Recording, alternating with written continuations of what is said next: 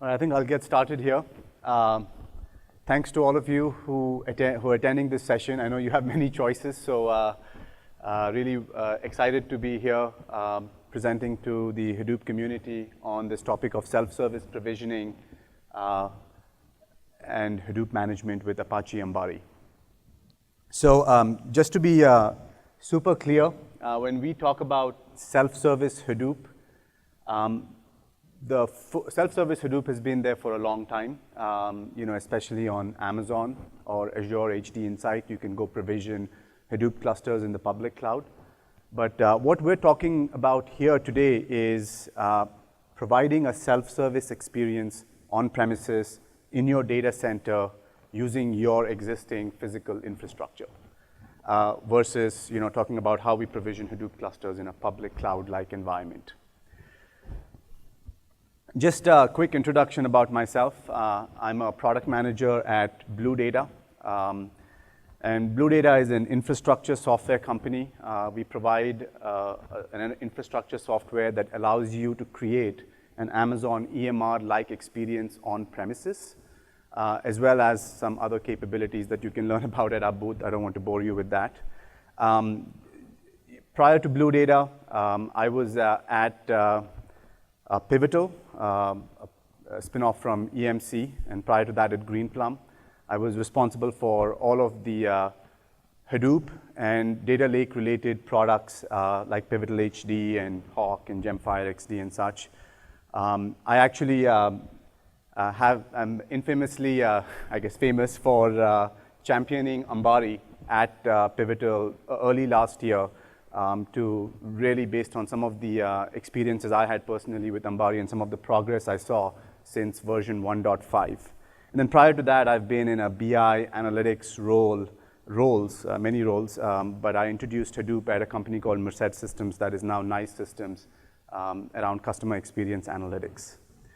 On a personal front, I'm a soccer dad, and I actually have to rush to my son's soccer practice after this session. I'm a big sports fan as well. It's a tryout season right now in soccer. So in terms of the agenda for this talk, I have a very simple agenda. First and foremost, want to spend a little bit of time defining self-service Hadoop. What it is, why is it important, and how it can fundamentally change the consumption model and adoption of big data. I'm a big believer in Hadoop and fundamentally believe that there is an opportunity to do more in this area of self-service that will broaden the adoption for big data. Then we'll talk a little bit about the building blocks of self-service Hadoop. We'll drill into each one of these in a little bit more detail. And then talk about how Apache Ambari fits in. And talk a little bit more about what we've done in terms of integrations with Apache Ambari to enable the self-service experience. And then give you a live demo of the product, if the demo gods are with me. So we'll do that, and then we'll leave about 5 minutes or so, or maybe 10 minutes, hopefully, for Q&A.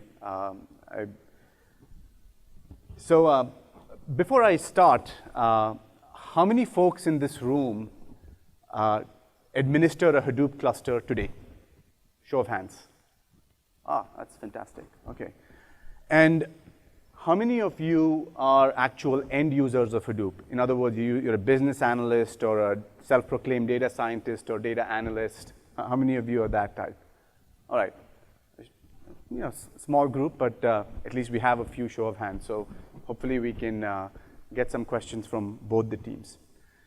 So let me go into just sort of set up why self-service, what is important, why is it important, and so on. There's been a lot of analyst reports in the last few weeks, especially, showing kind of the signs of and telling the story of Hadoop.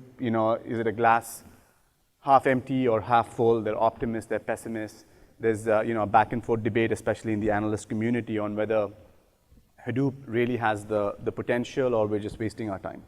And I fundamentally believe that there are probably there's probably some truth to both sides of the argument. look, Hadoop is very complex. It is a collection of products, as you all know, and it is super complex, and the adoption rate, if you just look at the total number of enterprise customers across the board, they're order of magnitude smaller than what you have in the RDBMS world. And I think the couple of reasons that are cited that you see on the slide up here, first one is around skills and capabilities, which is true to the extent, and if you double click onto it, is the skills and capabilities involved with deploying a cluster, which involves tens of thousands of clicks where you have to get your physical servers. And again, I'm talking in the context of on-premises Hadoop. You get your physical machines, virtual machines, what have you. You have to deploy the software on it, get the software, deploy it, configure it, and so on and so forth. And that is challenging, and you need a lot of training for that. But I think that's something that absolutely can be solved for, right, with training and other things that are happening in the community. The second one is around determining how to get value from Hadoop. And this is an important one. When you say value from Hadoop, we're talking about data scientists, business users, being able to get access to Hadoop. We talked to a lot of customers, and one of the customers told us that and he's a business user, that getting access to a Hadoop cluster in their environment, because each Hadoop cluster sometimes gets used for specific use cases, some are mission critical, is like waiting for the bathroom key in a gas station. It's a long queue for that. So I don't know how many of you agree with that concept, but that there is, and you talk to folks out there, getting access to a Hadoop cluster is really challenging. And that's something that if you don't give access to your data scientists to be able to get quick access to a cluster, do fail-fast experimentation, you're not going to drive the adoption. Because if you don't have access, you're not going to learn, you're not going to be able to try different things out. So fundamentally, the concept of self-service, right, which has proven, whether it's enterprise software companies that have moved to a SaaS model or any other type of software company out there, once you enable self-service, that has proven to simplify the software as well as drive usage. So that's kind of, I think, the importance of self-service. So let's take another example here. If you're a business user or data analyst, how do you work today? You have an analytics or a visualization idea. You open up your BI tool on your desktop, just using it as an example, whether it's Excel or Tableau or even just a BI tool that is delivered in a software as a service model. You point to your data. In the on-premises context, you may point to a file that's on your laptop. You may point to a file that's on an NFS share, or do an ODBC to your database, provided you have the credentials, and you're on your way. You start to do analysis that way. And if you can't do that, then you copy all the data into your local system and start doing analysis. That's how users want to work today. They have ideas at all times. They want to get the tool, and they want to get started. So self-service Hadoop. So this is self-service Hadoop defined, right? What we mean by self-service is when big data analysts, analysts working with big data have an idea, and ideas are the whole point of big data is to have an idea about combining different data sets and getting business value, doing some very unique things that are being done by the data science community. Those are all happening all the time. And those ideas are fresh. They decay very quickly if you don't act on them. Then you've got to be able to get in the world of big data, the cluster is the computer, right? So you have to be able to provision your big data computer, which is a Hadoop cluster, with the necessary applications. I'm going to take example of Hive or Pig, which are the most popular tools out there, or even a BI tool. You want to be able to get that tool quickly because that's the only way you're going to be able to operate on a lot of data. And then point to wherever the data might reside, right? So you might have data in an existing data lake. Somebody built a data lake and there's data there. But then you also found that there's some data, especially in the enterprise context, you might have data in an NFS file system.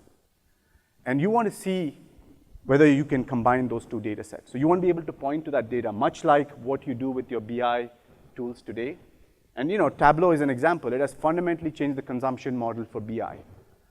Similarly, if you have this kind of a concept where I'm a user, I don't have to talk to an administrator, I can get my cluster, get my BI tool, in a few clicks, point to my data and run my Hive or MapReduce job. That's how you're going to drive adoption. And that's what we mean by self-service. And we'll show you this as we walk through it in this presentation. So some of the use cases here are ad hoc exploration. For example, can I blend this data in my data lake with the data that I just found? It's existing in a file system somewhere. And before I move it and request for it to come into the data lake, can I go try to blend that data? Can I do some experimentation? You don't know what you don't know. You want to try working on some data set. You want to explore it. You want to run some jobs on it, do some statistical sort of counts on it, what have you. So doing that experimentation.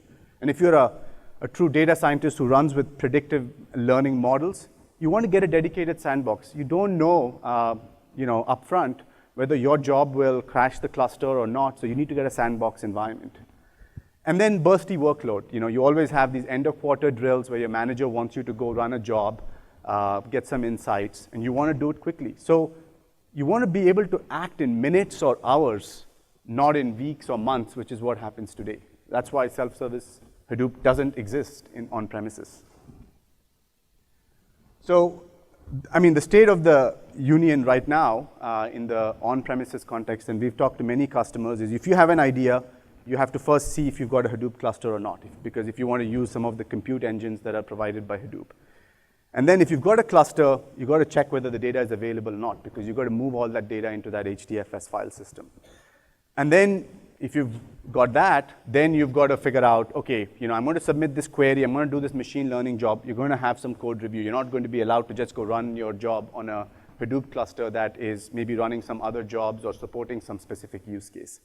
So what that means is that there's a lot of lost business opportunity and a lot of insights that you could have gained that you're losing. So we want to enable, self-service enables from idea to infrastructure to insights in minutes versus what happens today, which is just getting to the infrastructure takes weeks. So I wanted to quickly chat a little bit about what are the key building blocks of self-service Hadoop. Look, I've emphasized a lot of time on self-service and the value for the business user. So we talked about that, right? There are 4 ingredients. One is easy access. So think of Amazon again, a web form where you can go in and you can say, I want a Hadoop cluster with 15 nodes, and I want a few BI tools provisioned with it, so I can go do my visualization or analytics. So easy access, just being able to have an idea, log into your computer, get to a web page, get your cluster. And then having elasticity, because when you go run a job, initially you might just do some exploration. You might just look at some data sets that might not be very compute intensive. You might originally start with one simple data set that might be in your existing, in your data lake or in your local file system. But then progressively, your analytics cycles, analytics is iterative, you're going to start to increase and add more data sets. You're going to increase the complexity of your compute jobs. So at that point, you'll need elasticity. You'll need to be able to expand that cluster. And that's where the concept of using virtual machines or Docker containers is extremely useful, right? Because provisioning a physical server, you're not going to get elasticity with that. But using some software-defined infrastructure like a Docker container or a virtual machine is critical. The third one is applications. Initially, your use case might be, I'm browsing data, I'm doing some counts on it. Next use case might be you want to add, you want to stream data, some log data, and do some searching on it. So you might add new services, so new applications may be needed. So in the concept of self-service, you don't want to start and say, okay, give me the whole Hadoop stack, every single service. You might want to start progressively. You'll say, okay, I need MapReduce and Pig and Hive. That's good enough for me right now with the Hue console. Okay, now I want Storm. Now I want some other application. So being able to access those applications quickly. And then last but not the least, having access to the different data sources. So being able to take your Hadoop cluster, which is your computer, as I mentioned earlier, and then being able to point to an existing HDFS or to NFS, being able to point. Those are all aspects of self-service. But again, we all know, I mean, many of you are on the operations side, business users have a habit of kicking themselves and in their feet and stamping over each other sometimes and falling over. They run a job and it fails. There's an exception. So you have to, how do you support them, right? So day 2, if the user has a problem, you need to be able to support those users. That's how you're going to increase adoption. So if it could be something as simple as not enough memory available. Users run queries, that's their end users run queries, they want to try different things out, they're going to trip over themselves.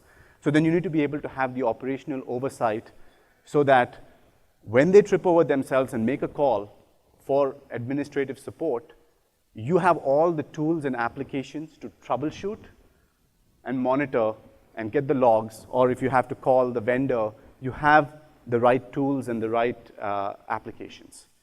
And that's kind of on the right-hand side, right? So you need a handshake between the end user experience and the agility and the administrative oversight from an Hadoop administrator. So that's kind of one of the areas where Apache Ambari fits in. And this is what I'm going to drill in a little bit more in this talk. So why Apache Ambari? So on one hand, for self-service, we do want to create a simplified user experience. So you want to create an experience which is like a simple web form to deploy a Hadoop cluster. So using Ambari's RESTful APIs, it provides a very powerful framework with the concept of stacks and blueprints and views. You can create your own purpose-built experience for the end user and then power it with Ambari RESTful APIs to create that Hadoop cluster. With the RESTful APIs, you can have granular control on the deployment of services. So like I mentioned, when you are a business user and you want to start with the cluster, you don't want everything. So you only want to deploy those compute services that are requested by the user initially, and then add additional services as needed. So that actually has 2 benefits. One is obviously it's more lightweight. But the second key benefit in the concept of self-service is you don't want to wait for hours. You want to be able to get your cluster as quickly as possible, in minutes, ideally. And the third one is enterprise-grade security management and monitoring capabilities. So this is something I talked about earlier, which is being able to provision a console, which may not be used by the business user, or very minimally by the business user, but is available in that cluster so that a big data admin, a Hadoop admin can come in and respond to those support calls from that user. So this is kind of one of the most powerful things about Apache Ambari is that it is an extensible framework. I'm sure many of you use it for deploying your Hadoop clusters, but perhaps more important in its capabilities is this RESTful API so you can tailor the user experience for your end users.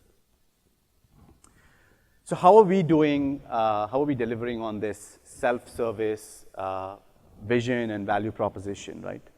So the way Blue Data works, and you can try to build this yourself, but we've got a product that we spent some time and productized it, but I think the concepts that I've talked about, you can obviously use other infrastructure and try to build it, but we've done this in the following manner. You take physical servers and you take our Blue Data software, no Hadoop yet, but what we create at that point is a virtualized infrastructure that basically spins up big data VMs or big data containers. What do I mean by big data VMs and containers? We basically have images that have all of the software bits. So for example, HTTP 2.2, the Ambari server, the Ambari agent. And we have images of various Hortonworks distributions, as well as other distributions from other vendors, as well as Spark standalone. So we have these images. And they have all of the software like Java, Python, the client software, and so on. So we package those into images. So make it easy when you spin up big data VMs or containers, they have all the software bits. So it improves the speed. The second one is we've thought through a self-service user interface that, in addition to providing that simple form to create a provision, a cluster, which then uses the Ambari APIs behind the scenes. But we also have a user management and a policy engine to apportion resources, compute and memory resources that are pooled from the physical servers into quotas. for different tenants, like lines of business and so on. And then we use Apache Ambari to orchestrate the deployment of Hadoop on these big data VMs or containers. So you can get virtualized Hortonworks Hadoop clusters, and then we use the Ambari APIs to expand that cluster if the user requests additional nodes. And I'll show you a few screenshots and a demo as well. But perhaps more important for the administrators and the operations folks is we also provision the Ambari console. So while the end user may not necessarily go into it all the time, you have access to the Ambari console unmodified, so you can go and do all of your traditional troubleshooting jobs. And as far as the virtual clusters are concerned, we also provision, we use the Ambari APIs to pinpoint and in a granular fashion provision the compute services. So just a few screenshots, I'll give you a live demo of the self-service experience because I think that's most important. But this is the kind of form I'm talking about. Like a business user comes in and says, I want a cluster. Choose the cluster type, Hadoop, HBase, what have you. Choose Hadoop. Choose HTTP 2.2 with Ambari or HTTP 2.0. Choose the MapReduce type. Choose the flavor, of the virtual machine or the container, and the number of workers, and click, and then choose the specific services, the most common services, and click submit. Literally 5 clicks, and you get a Hadoop cluster getting provisioned in minutes. That's what I mean by self-service. So you're not exposing them to the complexity of another user interface. And then once the cluster is provisioned, you get something that looks exactly like a physical cluster. A bunch of virtual machines that have IP addresses, so you can SSH into them if you need to. A typical business user wouldn't need to. We do provision the Ambari console right there, so there's a link, and we'll show you in the demo. And then you have the Hue console, which is the UI for Hadoop, right? And you can then start pointing to data, and the various compute services like Node Manager, Resource Manager, etc. And then you have the full Ambari user console that so many of you are used to. You can go add new services and so on. So how are we doing this, right? So just a double click on the details. We have 3 phases. The first phase is once that user interface is used by an end user to submit a request, we provision the VMs based on the number of VMs that were requested. And those VMs are pre-deployed with the HTTP 2.2 bits and the Ambari server and the agent components. Those are pre-deployed. And then we remove some dependencies around HDFS. I'll talk to that in a little bit more detail on why we do that. And then we deploy the core stack. And so in this phase of the deployment, behind the scenes, again, transparently, the agents register with the server, and then we make point REST API calls to deploy the stack. And we modify the core side XML because we have an HDFS abstraction layer, which I forgot to mention in my previous slide, but we're deploying the compute services only because one of the value propositions we have, you don't have to do that, is that you can connect to multiple data sources. So we add in the blue data abstraction layer. Much like you have S3:// we have something equivalent to that. And then we shut down the HDFS service. And then phase 3 is we basically go in and in a granular way start up all of the compute services. So our design is optimized for cluster creation speed and user feedback because as each service gets added, we want to make sure that it succeeds. If it hasn't succeeded, we want to give a feedback to the user so they can try again or they can get help. We want it to be, again, fail fast. So this is a little bit of a loaded slide, but just to give you an example of how one specific service might be loaded. So on the top part, you're seeing a service like Pig that's being deployed by us. And then we're using the RESTful APIs. And that's the most important part here is the fact that Apache Ambari provides you granular control through their REST APIs. So you can deploy this specify which service you want to deploy, pass in the configurations, and then do all of the installation and distribution of the different configurations. So just a little bit more on the design choices and considerations. There's a lot of exciting stuff happening in Ambari. We used Ambari 1.7 in this example. We have some plans to already sort of move to 2.0. We are relying on the granular RESTful API calls, as I mentioned earlier. So we're using the REST API calls to orchestrate that. We use blueprints we do use blueprints, but we use in a minimal way. One of the reasons why we went with using the granular RESTful API calls is that once the cluster is created and the stack is deployed, we wanted to have better control on which individual services are deployed. So today, if you use a blueprint and the user wants 4 services, we basically have no way to get feedback after each service is deployed, or we haven't figured it out, one of those two. But I think that's, we've looked at it very carefully, so we wanted to do that. But you can use blueprints. There is a way to deploy a whole set of services in one swoop. And lastly, we used individual REST API calls with static configuration files. This is something that we want to work on. We would like to leverage the Stack Advisor functionality that is available in Apache Ambari.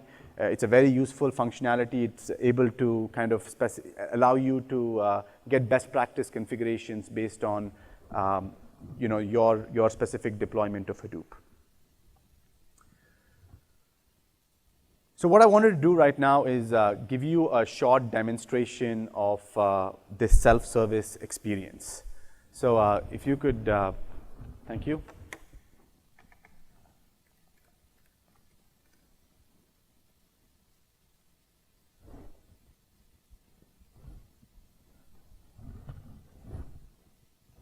All right, fantastic. Okay.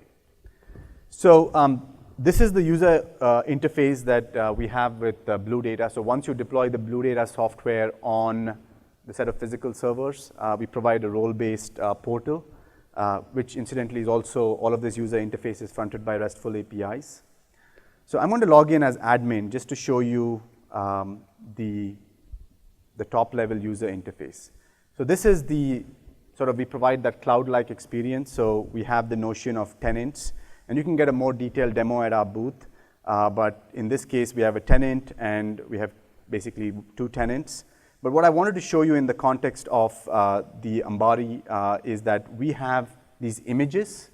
These can be Docker images. These can be VM images of various versions of Hortonworks, right? So HTTP 2.2 with Ambari, 1.3, 2.0, 2.1, as well as some other images that we have there. So these are the images that are used by an end user or presented to an end user. So let me log in as an end user, Mary. So she's a data scientist, just had an idea and wants to experiment with some data that she just heard is available in the NFS system. There's also some data in their data lake. She wants to be able to combine those two. And she wants to do it in a self-service manner. So when Mary logs into Blue Data, she gets to, gets a front page just to see how much of the resources that were allocated to her tenant have been used by her tenant. So in this case, she has about 96 cores and 44 gigs of RAM. She can go in and look at the data tabs. So this is where you can you can create connections to various data sources. So in this case, she has data configured to a NFS a file system, as well as to a data lake, which is essentially an HDFS, Kerberos protected HDFS data store. And she can add any number of data tabs because she has the permissions to do that. So this is where she's pointing to different data sources. And there's already a cluster here, but she wants to go ahead and create a cluster. So she can go in, and it's made extremely simple for her. So she can say, I want to create my Hadoop with Ambari, choose the type of cluster, choose HTTP 2.2 with Ambari, and choose some virtual cluster nodes, choose the specific application she wants, and click submit. The whole idea here is that there's not enough resources, so we're just going to go with 2, right? So she has a quota on her limit, but she can go and ask for additional quota from the administrator. So that's kind of starting up right now. So while that's starting up, let me kind of look at the existing cluster. So this one also was an HTTP 2.2 with Ambari that was provisioned by the user. And when it was provisioned, it essentially created a virtual cluster that kind of looks like a physical cluster. It's got IP addresses. The Ambari console was provisioned, and all of the different services, all of the compute services. Now you can click into Ambari and log in. She can put a username, password in there, but she can see all the different services. So this is standard Ambari running on the virtual machine. And at this point, if she wanted a specific service that she didn't have already, she could go ahead and add it from Ambari. Or she could, or if she had a problem, let's say she was running a Hive query and there was a problem with heap size or memory size, she can call her administrator who can log into this interface, go into Hive, look at the different configurations, and perhaps go ahead and increase the heap size for Hive to something larger, and then save it.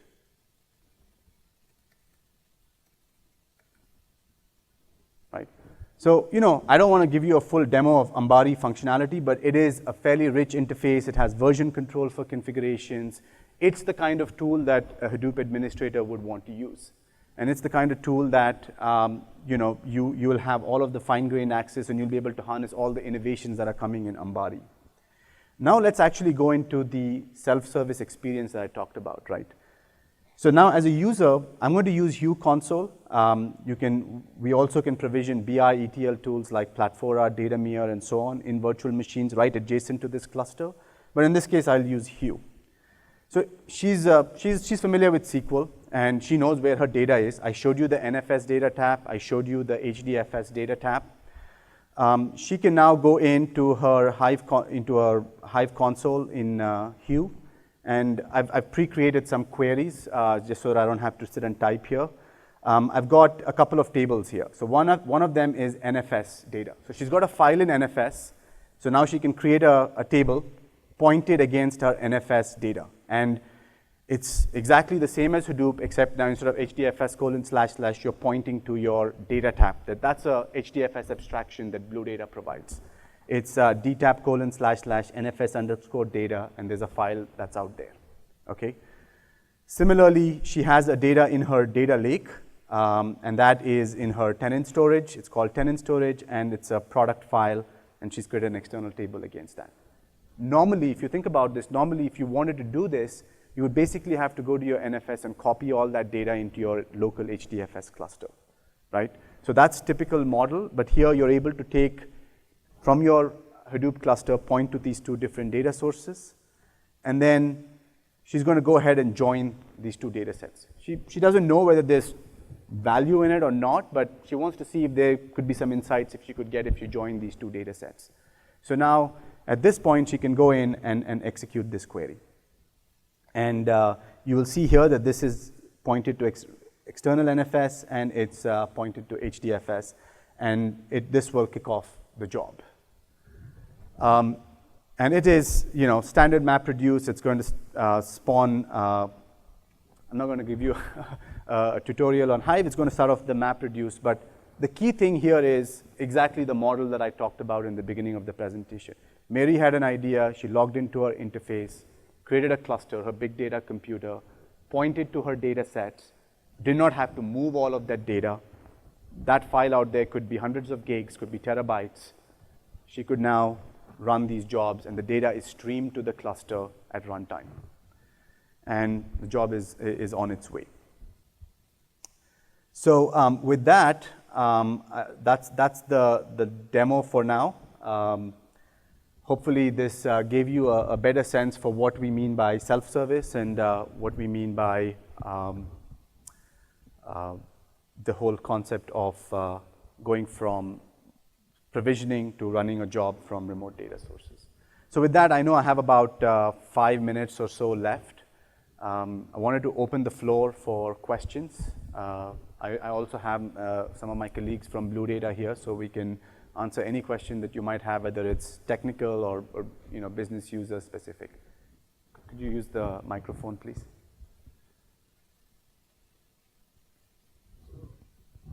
How do you configure the different properties, like let's say yarn, some properties? So what's the UI or user interface do you have to do that? And where do you manage the configurations to? Yeah, so first things first, when we deploy the cluster with yarn, we use the best practice configurations, so that's the static configurations. But then post-configuration, as I showed you in the Ambari console, so if you're an administrator who was called up by the user to say, hey, my jobs are running slowly or I'm getting these exceptions, you can log into this interface, open up Ambari, and go into the Ambari configuration and change all of those parameters that you just talked about. So like yarn configuration parameters can be changed through the Ambari interface. So does that answer your question? So where do you keep the configurations?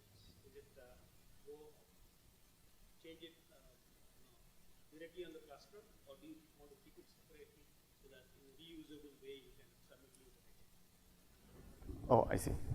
So can you go to the stage? Can you take the microphone, Ajay, and answer the question? This is Ajay from Blue Data. I worked on the Ambari stuff. So if you, when you give the configurations, you can give the configurations as a JSON file to Ambari server, and Ambari will save that in its database, in its Postgres database. So yeah, that's how. So whenever you those configurations are saved, and then when Ambari provisions those services, it will provision them as XML files on whichever virtual machines you have, and those configurations will be used. And if you want to change the configurations, you will have to talk to Ambari. Okay, these are the configs that I'm trying to change. You give it a JSON file with the change configs. It will save the configurations and then load them on the virtual machines. Just keep doing. So did you guys try deploying Cloudera's distribution via Ambari? Like, I want to deploy Cloudera's distribution via Ambari because CDH Manager is not open source and all that stuff. So, no, we haven't done that. okay. Can the Ambari support tarball-based installation instead of RPM-based installation? Like right now, it is RPM-based, right, completely. So it uses RPM based. So you, right now Ambari has like a list of services, distributions you can install. But if you want to add your own, it gives you a method to add your own service to Ambari. So there's a way to do it, but it's a learning process. But one of the things that we want to change is though you don't have to worry about RPM and tarball and so on. So we're giving you these images so that it's easy to deploy Hadoop. And that's kind of our mission here. 1 second, there was a question here. Can you come up to this podium and ask the question?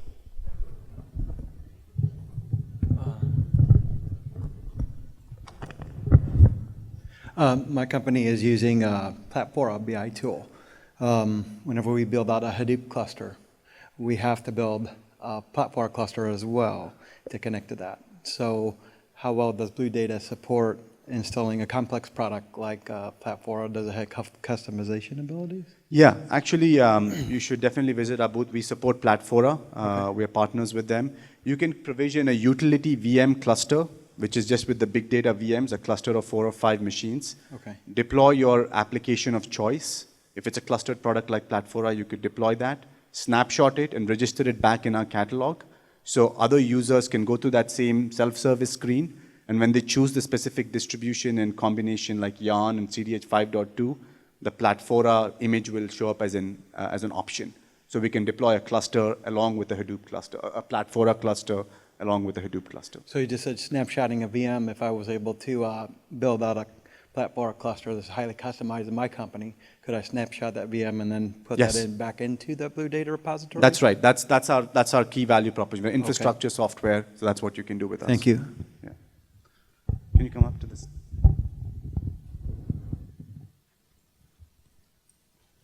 My question is, well, I actually have 2 questions. Question 1, could you help elaborate more about your base image you are using? What do you put in your base image, the image to spin up the VM? Question 2 is, how do you deploy the Hive into your cluster in a self-service way, I mean automation way? Because I think Ambari doesn't support Hive right now. Yeah, so our base VM image is based on CentOS 6.4, the operating system in the image. With the Docker container image, it can obviously inherit from the base operating system.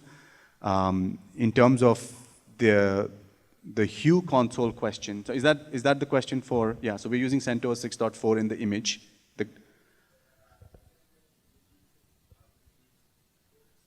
Yeah.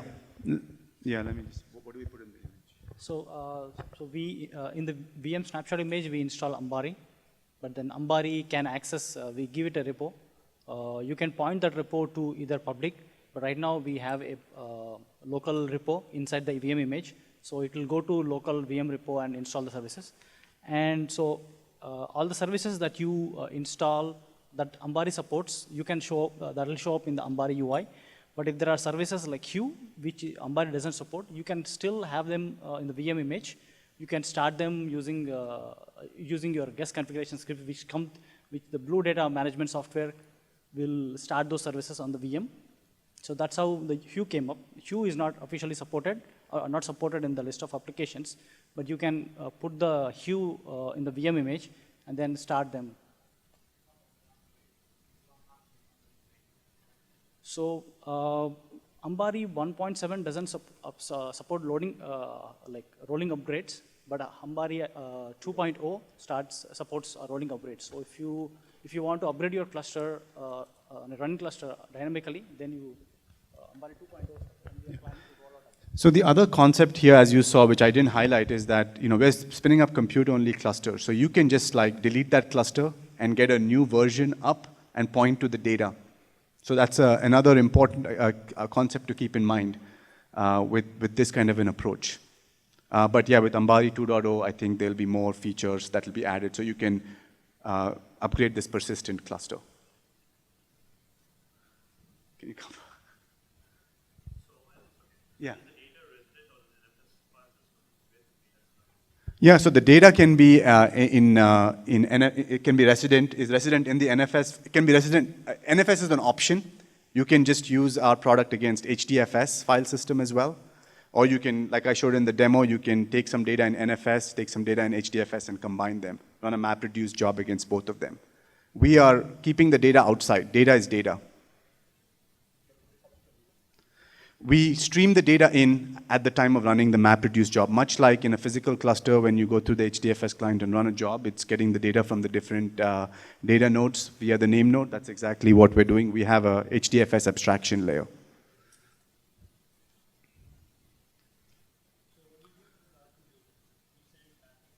So you have the ability to specify where you want to write the output data. So you can write it back to NFS, you can write it back to your data lake, or you can write it back to the disks that we have on the physical servers in our Blue Data system. Yes. We are separating compute and storage, and we are relying on fast networks to move the data to the clusters. That's the only way, by the way, to be able to really get self-service. Self-service is not just clusters, you've got to be able to access data. What other features in Ambari would you want? Or what's the next thing that is going to facilitate the process even more? Oh, I'm an Ambari PMC, so I'm interested in knowing what's good development work for us. So one of the things that we were think was while working with Stack Advisor, we would want Stack Advisor expose an API to be able to talk to Stack Advisor in terms of what all features it has. So I think right now there are some part of configuration is stored in the JSON files and how you specify the JSON files to control. But the other things that not in the JSON file, it would be good to have an API with Stack Advisor exposes for that configuration.